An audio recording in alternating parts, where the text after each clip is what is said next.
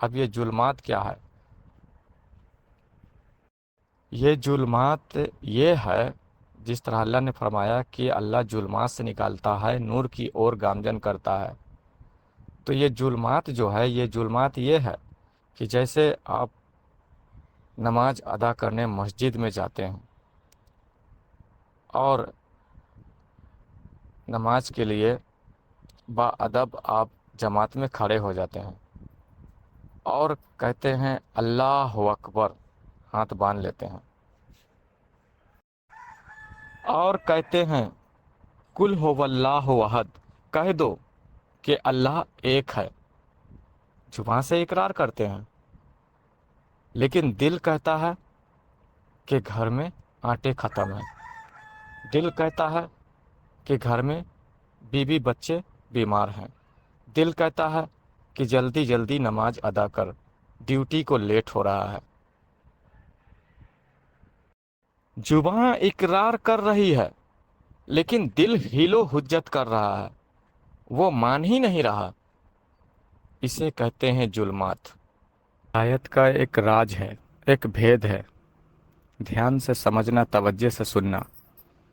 پورے حوالے اور دلیل کے ساتھ میں بتانے جا رہا ہوں۔ میری باتیں یوں ہی ہوا میں نہیں بولی جائے گی، میری باتیں حدیث اور قرآن اور ولیوں کے حوالے دلیل کے ساتھ ہی آپ کو پیش کی جائے گی، تو توجہ سے سمجھنا۔ میں نے کہا ولایت کا بھی راج ہے، ایک بھید ہے، اسے جان لو گے تو پھر ولایت تمہارے لیے معنی نہیں رکھتی اور کوئی مشکل نہیں لگے گا۔ یہ راستہ، ولایت کا راستہ اختیار کرنا، اللہ کی دوستی حاصل کرنا، پھر آپ کے لیے مشکل نہیں ہوگا۔ پہلی دلیل، وہ حوالے جو میں پیش کرنے جا رہا ہوں، وہ شیخ عبد القادر جیلانی رحمۃ اللہ علیہ سرکار غوث پاک کے حوالے سے میں بتانا جا رہا ہوں۔ سرکار غوث پاک فرماتے ہیں کہ جو بھی انسان دنیا میں جنم لیتا ہے وہ ولایت کا راج لے کر دنیا میں آتا ہے، خواہ وہ ہندو کا گھر میں جنم لے، چاہے وہ مسلم میں جنم لے، چاہے وہ جس دھرم میں جنم لے۔ کل انسانوں کے بارے میں سرکار غوث پاک نے فرمایا کہ جو بھی انسان دنیا میں جنم لیتا ہے وہ ولایت کا راج لے کر آتا ہے۔ اگر وہ انسان اس کی تعلیم حاصل کر لے، وہ تربیت اسے مل جائے، تو پھر اللہ کی دوستی، ولایت حاصل کرنا اس کے لیے پھر کوئی مشکل نہیں رہتی۔ اب جو لوگ ولیوں کو نہیں مانتے ہیں، سرکار غوث پاک کو نہیں مانتے ہیں، جو فرقہ وارانہ لوگ ہیں، جو ولیوں سے چھٹ کر رہتے ہیں اور ان کی کلام، ان کی تصنیفوں کو وہ دلیل نہیں سمجھتے،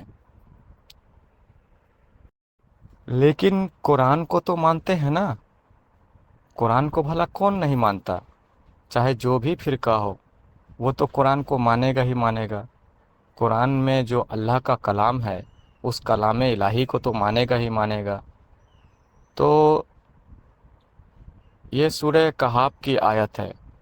اللہ ولی الذین آمنوا یخرجہم من الظلمات الی النور۔ اللہ ولی الذین آمنوا، یعنی کہ اللہ بے شک ولی بناتا ہے، آمنو، کن میں سے؟ آمنو یعنی کہ مومن جو ہو گئے، مومنوں میں سے وہ ولیوں کا چناؤ کرتا ہے، اپنے دوستی کے لیے چناؤ کرتا ہے۔ یخرجہم من الظلمات الی النور، ان کو ظلمات سے نکالتا ہے اور الی النور، نور کی اور انہیں گامزن کرتا ہے، ان کو نور کا فراہم عطا کرتا ہے، نور کی غذا انہیں عطا کرتا ہے۔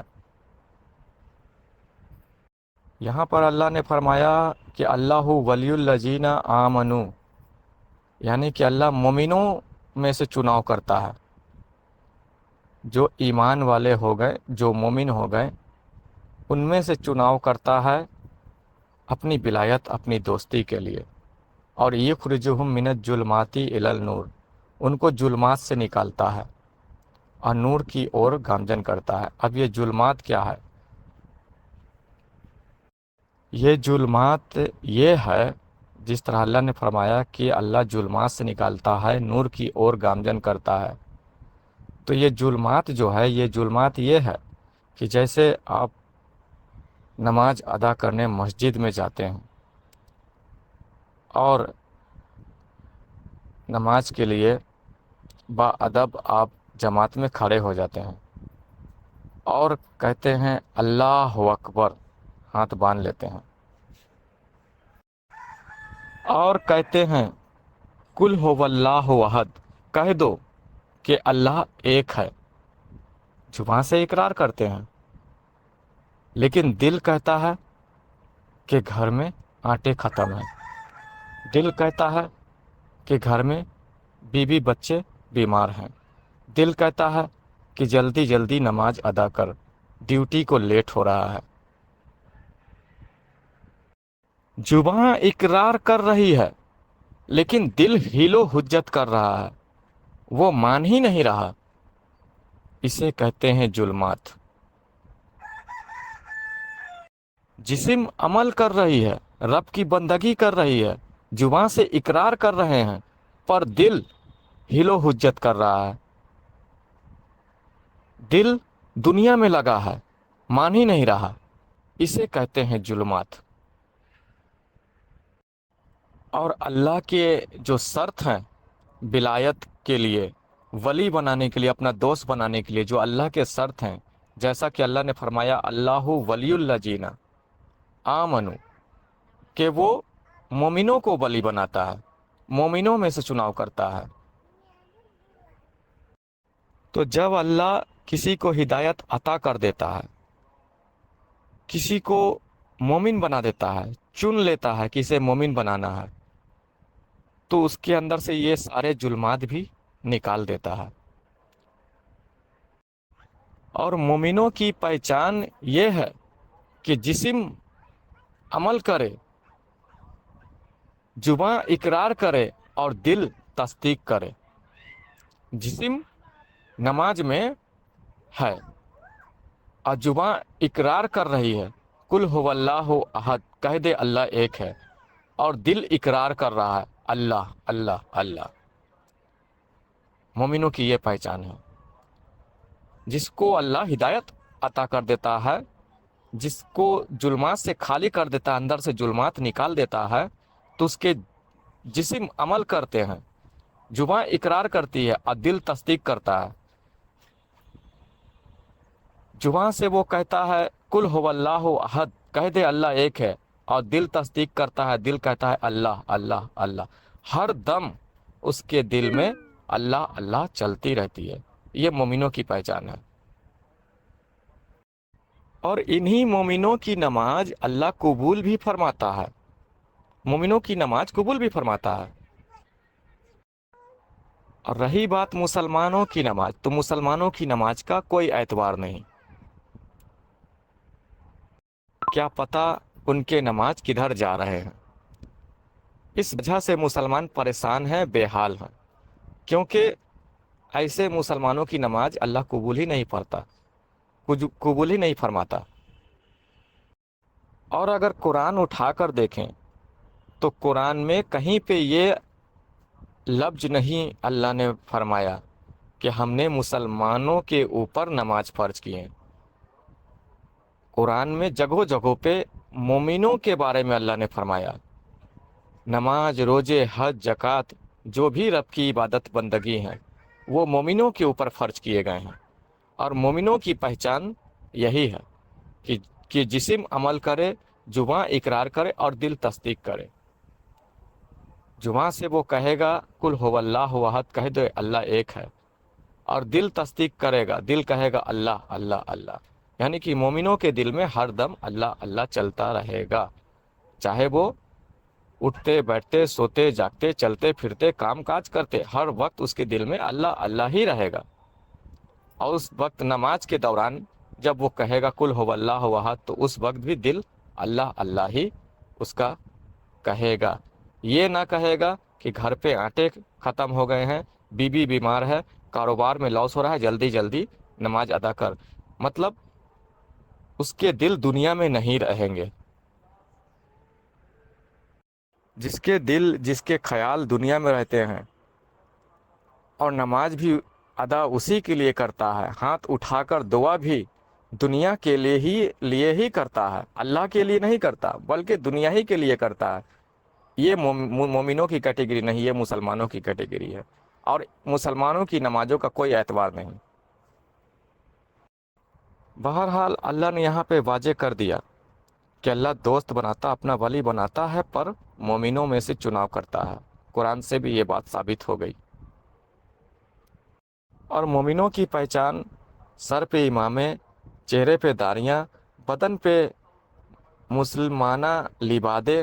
ڈال لینے سے، عطر خوشبو سرمے لگانے سے نہیں ہوتی ہے، نماز روزے سے نہیں ہوتی ہے۔ مومنوں کی پہچان اس کے دل سے ہوتی ہے، اس کے قلب سے ہوتی ہے۔ جس کے دل میں اللہ اللہ چل رہا ہے وہی مومن ہے، یہ مومنوں کی پہچان ہے۔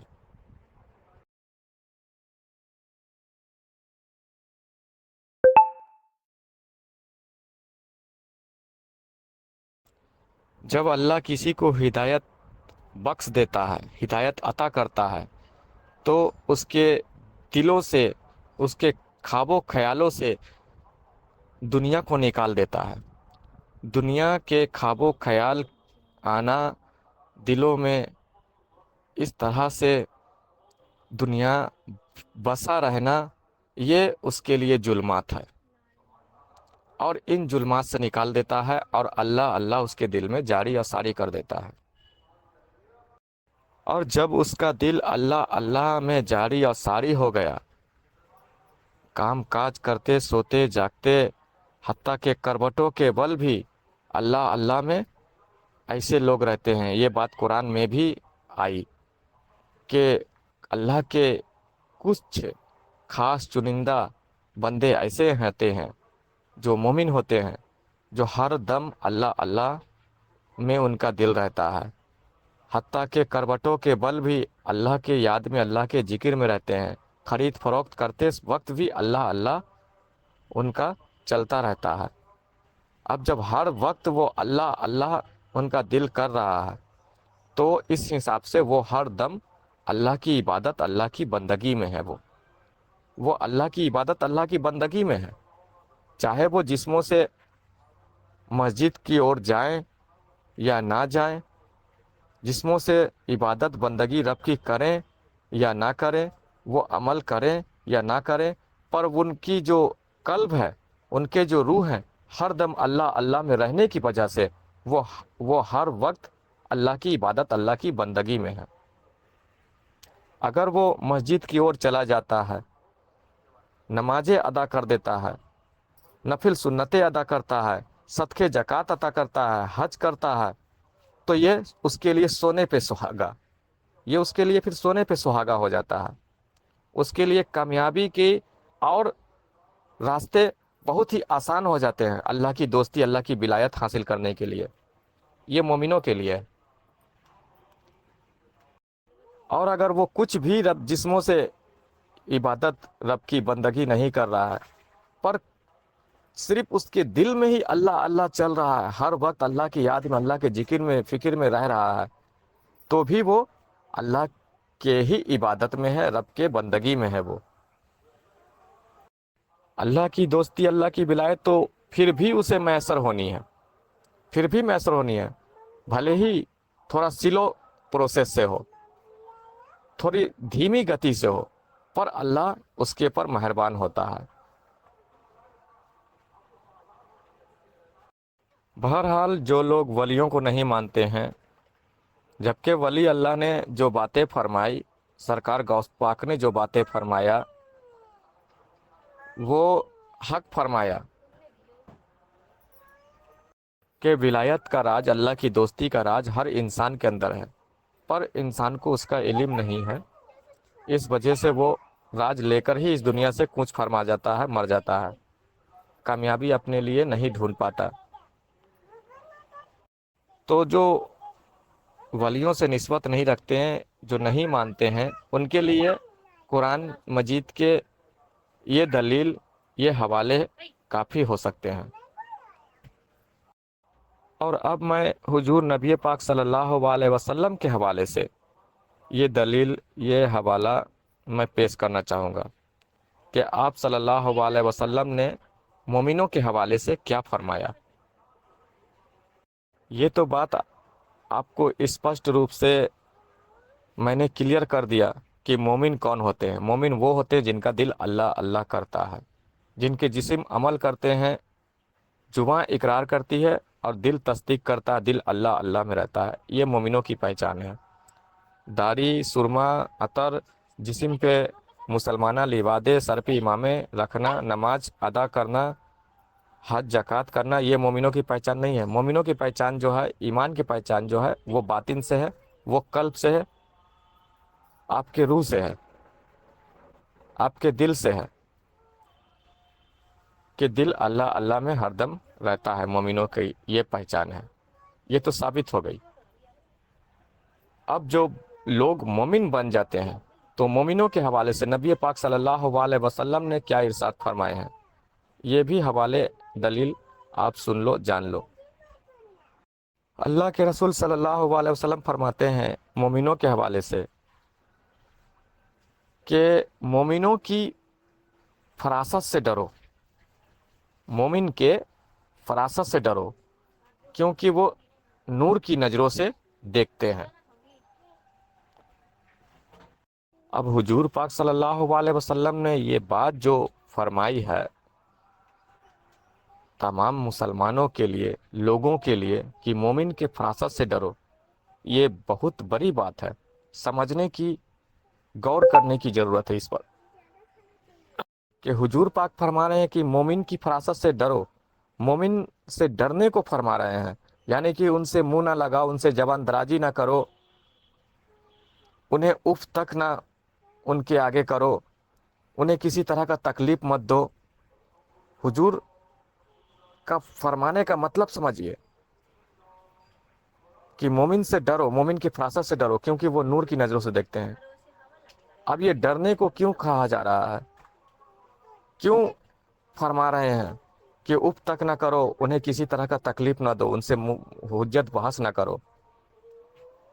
حضور کے اس فرمان کے پیچھے، اس کلام کے پیچھے، حدیث کے جو پیچھے کا جو حقیقت ہے، وہ باطنی راج ہے، وہ روحانی راج ہے، اور وہ یہ ہے کہ جو بندہ مومن ہو جاتا ہے، جسے اللہ ہدایت عطا کر دیتا ہے، جس کے دل ہر دم اللہ اللہ کرتے ہیں، تو جس طرح بادل سے بادل ٹکراتا ہے تو بجلی بنتا ہے، اور جس طرح لوہے سے لوہا ٹکراتا ہے تو چنگاری اٹھتی ہے، اسی طرح سے ہر دم اللہ اللہ جب آپس میں ٹکرائے گا، رگڑ کھاتا ہے، تو اس سے نور کی چنگاری بنتی ہے، اس سے نور بنتا ہے۔ اور جس کو اللہ نے ہدایت عطا کر دیا، جس کے دل میں اللہ اللہ جاری ہو گئی، تو اس کا دل ہر دم اللہ اللہ کر رہا ہے، سوتے جاگتے، اٹھتے بیٹھتے، کربٹوں کے بل کام کاج کرتے، خرید فروخت کرتے، ہر دم وہ اس کا دل جو ہے اللہ اللہ کر رہا ہے۔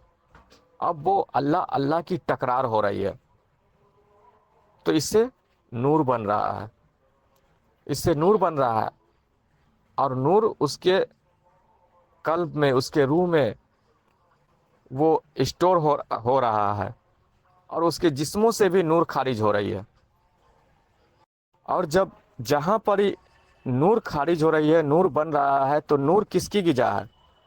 یہ تو کم پڑھے لکھے جو لوگ ہیں وہ بھی اس بات کو جانتے ہیں کہ نور کس کی غذا ہے۔ نور جو ہے روح کی غذا ہے۔ آپ کے جسم کے اندر جو روحیں ہیں، جو لطائف ہے، اس کی غذا نور ہے، اور یہ جسم کی غذا جو ہے، یہ کھاد پدارتھ ہے، یہ اناج ہے، دال چاول روٹی، یہ جسم کی غذا ہے، اور روح کی غذا جو ہے وہ نور ہے۔ تو جب اس کے بندے کے دل اللہ اللہ کر رہے ہیں ہر دم، اس کے اندر نور بن رہا ہے، نور اسٹور ہو رہا ہے، روح کو غذا مل رہی ہے، اور نور اتنا بن رہا ہے کہ نور جسم سے خارج بھی ہو رہا ہے، تو جسموں کی روح کی غذا تو نور ہے، پر ساتھ میں اللہ کے جو باطن میں جو پردے کے اس پار ہیں، جو باطن میں پردے کے پیچھے ہیں، جو ہماری نظروں سے نہیں دیکھتے ہیں، اللہ کے چند مخلوقات جیسے موکلات کہتے ہیں، اللہ کے جو موکلات ہیں، اللہ کے جو فرشتے ہیں، ان کی بھی غذا جو ہے وہ نور ہے، ان کی غذا بھی نور ہے۔ تو جس مومن بندے کے دل سے اللہ اللہ جاری ہو رہا ہے، جاری ساری ہے، چل رہا ہے، تو اس کے روح کو تو وہ نور کی غذا مل رہی ہے، اور نور اتنا بن رہا ہے کہ نور اس کے جسموں سے خارج بھی ہو رہا ہے۔ تو نور خارج ہو رہا ہے تو وہ نور کی وجہ سے اس مومن بندے کے ارد گرد کئی موکلات ہوتے ہیں، کئی موکلات ہوتے ہیں، اور وہ موکل تو ہوتے ہیں وہ نور کی غذا حاصل کرنے کے لیے، اور اللہ کی جانب سے فرشتے بھی ہوتے ہیں نور کی وجہ سے۔ اب اس دوران آپ نے ایسے مومن بندے کو آپ نے ستایا، اس کے اوپر ظلم کیا، اس کا دل دکھایا، تکلیفیں پہنچائی، کیونکہ آپ کے پاس تو وہ علم ہے نہیں، آپ تو جان نہیں پا رہے ہیں، سمجھ نہیں پا رہے ہیں کہ یہ مومن ہے یا نہیں ہے۔ آپ تو اس سے حجت بحث کیے ہیں، اس کے ذہن کو بھٹکائیں، یا دماغ پر ہی آپ نے اس کے برا اثر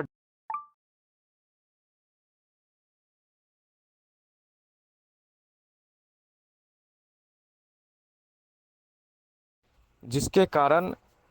اس کے جو نور کے تناسو ہیں، جو نور کا آنے کا جو سلسلہ ہے وہ رک گیا یا سلو ہو گیا۔ تو اس وجہ سے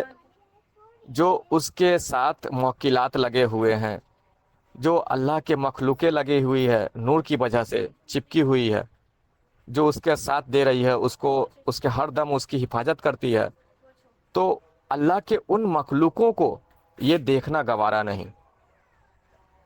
یہ برداشت نہیں کہ کسی کی وجہ سے یہ نور کا سلسلہ رک جائے، کسی کی وجہ سے نور کا آنا بند ہو جائے یا سلو ہو جائے۔ یہ اللہ کے پاک مخلوق جو ہیں، جو نیک مخلوق ہیں،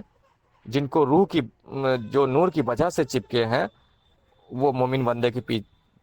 مومن بندوں کے ساتھ انہیں یہ گوارا نہیں۔ تو اس لیے آپ اگر کسی مومن کو تکلیف پہنچاتے ہیں، دکھ دیتے ہیں، مصیبت یا پھر اسے نقصانات پہنچاتے ہیں، یا اس کے دل کو ٹھیس پہنچاتے ہیں، تو اس کے جو نور کے سلسلے ہیں یا تو بند ہو جائیں گے یا تو رک جائیں گے، جس کے کارن موکلاتوں کو یہ پسند نہیں، اللہ کے مخلوق فرشتوں کو پسند نہیں۔ اس وجہ سے وہ جو مصیبت آئے گی، وہ جو پریشانی آئے گی، وہ آپ کے اوپر آئے گی، کیونکہ کارن کون بنا؟ آپ بنے۔ آپ نے پہچانا نہیں کہ یہ مومن بندہ ہے، یہ اس کے اندر نور بن رہا ہے، نور خارج ہو رہی ہے، کیونکہ آپ کے پاس باطنی آنکھ ہے نہیں، وہ روحانی طاقت ہے نہیں، وہ روحانی تعلیم ہے نہیں کہ آپ پہچان پائیں مومن کو، ایمان والے کو، اور آپ نے یہ قدم اٹھایا، یہ کام کر دیا، تو جس کے کارن آپ کے اوپر پریشانی، وہ آفت، وہ بلائے وہ لگ جاتی ہے، اور وہ لگا دیتے ہیں اللہ کے چند مخلوقات لگا دیتے ہیں۔ تو اس وجہ سے نبی پاک صلی اللہ علیہ وسلم نے جو حدیث بیان فرمائی ہے